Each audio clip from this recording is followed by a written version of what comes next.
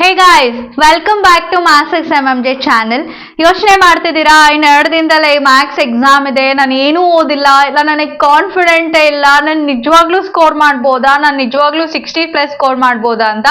Then ನಾನು ಇವತ್ತು video ಮಾಡ್ತಿರೋದೆ ನಿಮಗೆ ಆ ಕಾನ್ಫಿಡೆಂಟ್ನ ತರಿಸೋದಕ್ಕೆ. ಫಾರ್ ಶೋರ್ ನೀವು ಈ ವಿಡಿಯೋ ನೋಡಿದ್ದೆ ಆದರೆ ಫಾರ್ ಶೋರ್ ಈ ವಿಡಿಯೋ ಎಂಡಿಂಗ್ ಅಲ್ಲಿ ನಮ್ಗೊಂದು ಸ್ವಲ್ಪ ಕಾನ್ಫಿಡೆಂಟ್ ಬಂದ್ ಗುರು, ನಾವು ಸ್ಕೋರ್ ಮಾಡ್ಬೋದು ಅನ್ನೋ ಒಂದು ನಗು ಮತ್ತೆ ಒಂದು ಕಾನ್ಫಿಡೆಂಟ್ ಇಂದ ಈ ವಿಡಿಯೋನ ಎಂಡ್ ಮಾಡ್ತೀರಾ. ಹೆಂಗೆ ಇನ್ನ 48 ಅವರ್ಸ್ ಇದೆ, ನಾಳೆ ಮತ್ತೆ ನಾಳಿದ್ದು ತಗೊಂಡ್ರೆ 48 ಅವರ್ಸ್ ಇದೆ. ಈ 48 ಅವರ್ಸ್ ನ ಫುಲ್ಲಿ ಯೂಸ್ ಮಾಡ್ಕೊಂಡು ಹೆಂಗೆ ನಾನು 65+ ಅಥವಾ 70+ ನ ಸ್ಕೋರ್ ಮಾಡ್ಬೋದು ಮ್ಯಾಥ್ಸ್ ಎಕ್ಸಾಮ್ ಅಲ್ಲಿ ಅನ್ನೋದನ್ನ ನಾನು ನಿಮ್ಗೆ ಈ ವಿಡಿಯೋದಲ್ಲಿ ಹೇಳ್ಕೊಡ್ತಾ ಇದ್ದೀನಿ. So let's start the video.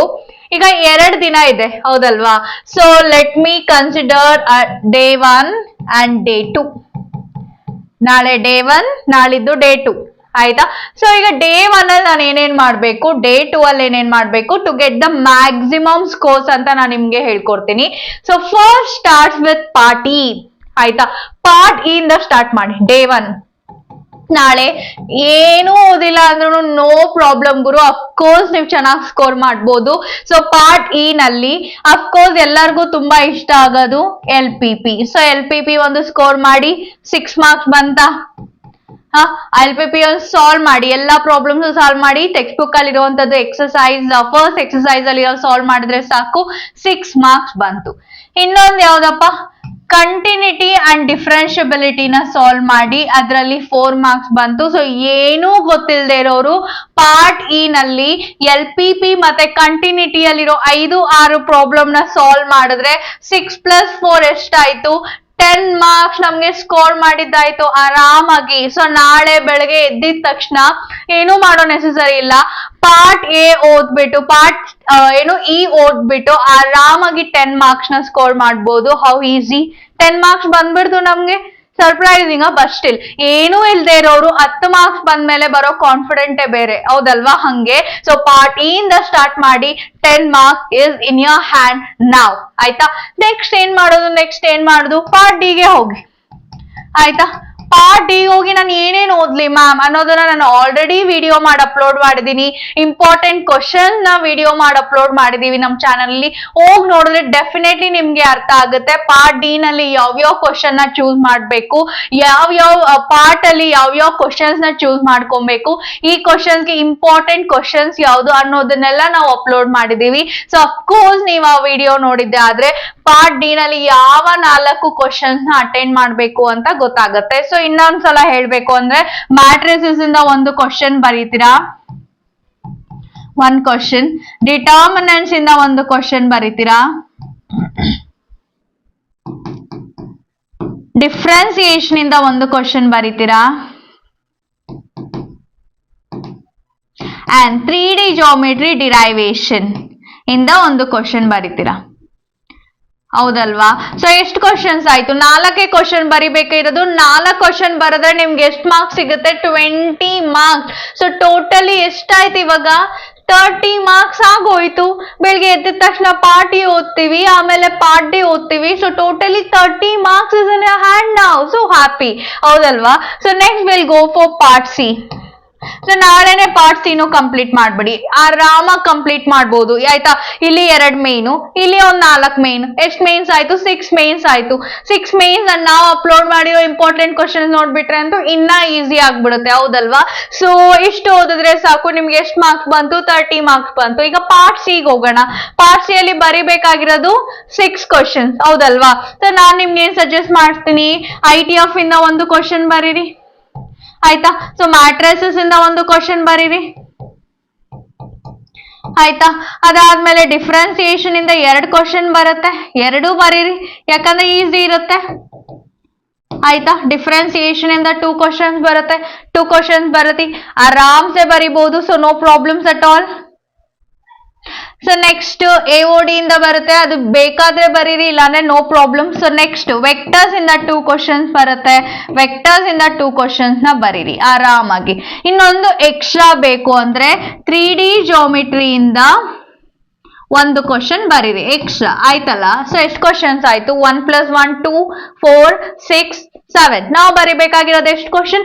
Just 6 question guys, just 6 questions ಆಯ್ತಲ್ಲ.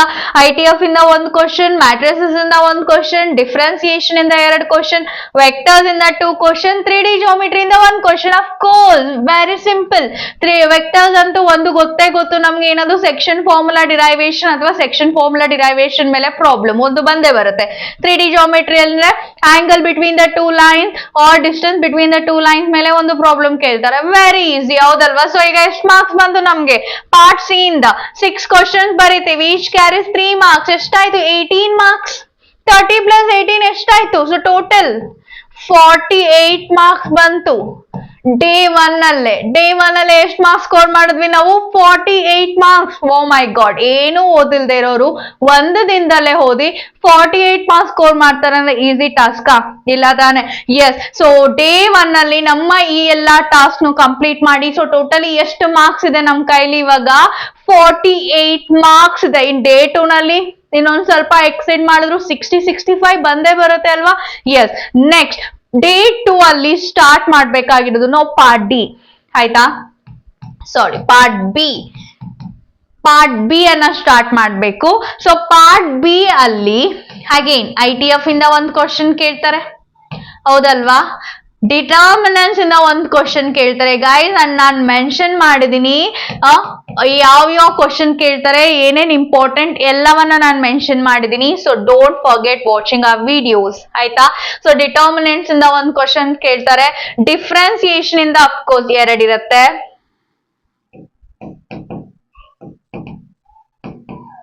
ಡಿಫ್ರೆನ್ಸಿಯೇಷನ್ ಇಂದ 2 ಕ್ವಶನ್ಸ್ ಇರುತ್ತೆ. ದೆನ್ ಅಗೇನ್ ವೆಕ್ಟರ್ಸ್ ನ ಚೂಸ್ ಮಾಡ್ಕೊಂತೀನಿ ನಾನು. ವೆಕ್ಟರ್ಸ್ ಇಂದ 2 ಕ್ವಶನ್ಸ್ ಇರುತ್ತೆ. ಆಗೋಯ್ತು, ನಾವು ಬರಿಬೇಕಾಗಿರೋದೇ 6 ಕ್ವಶನ್ಸ್ ಆಗೋಯ್ತು. ಅದು ಮೇಲೆ ಇನ್ನೊಂದು ಬೇಕಂದ್ರೆ ನಾನು 3D ಜಾಮಿಟ್ರಿನೇ ಚೂಸ್ ಮಾಡ್ಕೊಂತೀನಿ. 3D ಜಾಮಿಟ್ರಿ ಇಂದ 1 ಕ್ವಶನ್ ಅಥವಾ AOD ಇಂದ 1 ಕ್ವಶನ್ ಬರಿತೀನಿ. 2 ಕ್ವಶನ್ ಬರುತ್ತೆ, ಅದ್ರಲ್ಲಿ 1 ಕ್ವಶನ್ ಬರಿತೀನಿ ಅಂದ್ರೂ ಆಗೋಯ್ತಲ್ಲ. ನಾವು ಬರಿಬೇಕಾಗಿರೋದು 6 ಕ್ವಶನ್. ಬಟ್ ನಾನು ನಿಮ್ಗೆ ಎಷ್ಟು ಕ್ವಶನ್ಸ್ ಕೊಟ್ಟಿದ್ದೀನಿ ಇಲ್ಲಿ? 2 4 6 8 ಕ್ವಶನ್ಸ್ ಕೊಟ್ಟಿದ್ದೀನಿ. ಅದರಲ್ಲಿ ನಾವು ಬರಿಬೇಕಾಗಿರೋದು ಎಷ್ಟು? Just 6 question guys. ಈ 6 ಕ್ವಶನ್ಸ್ ಬರೆದ್ರೆ ಎಷ್ಟು ಮಾರ್ಕ್ಸ್ ಬಂತು ನಮ್ಗೆ? 6 × 2 ಎಷ್ಟಾಯ್ತು? 12 ಮಾರ್ಕ್ಸ್ ಬಂತು. ವಾವ್, ಅಷ್ಟೇ, ವೆರಿ ಸಿಂಪಲ್. ಎಷ್ಟು ಈಸಿಯಾಗಿ ಸ್ಕೋರ್ ಮಾಡಿದ್ವಿ. ಈಗ ಡೇ 1 ಅಲ್ಲಿ 48 ಮಾರ್ಕ್ಸ್ ಬಂದಿತ್ತು ನಮ್ಗೆ. ಡೇ 2 ಅಲ್ಲಿ 12 ಮಾರ್ಕ್ಸ್. ಬೆಳಿಗ್ಗೆ ಎದ್ದಿದ ತಕ್ಷಣ ಪಾರ್ಟ್ ಬಿ ಓದಿದ್ವಿ. ಸೊ ಎಷ್ಟು ಕ್ವಶನ್ಸ್ ಬಂತು? ಎಷ್ಟು ಮೇನ್ ಓದ್ಬೇಕು ನೀವು? ITF ಇಂದ ಸೆಕೆಂಡ್ ಮೇನ್ ನಾನು ಕೊಟ್ಟಿರೋ ಇಂಪಾರ್ಟೆಂಟ್ ಕ್ವಶನ್ ಸಾಕು. ಡಿಟರ್ಮಿನೆಂಟ್ಸ್ ಇಂದ ಒಂದು 5-6 ಕ್ವಶನ್ಸ್ ಓದ್ಬೇಕು.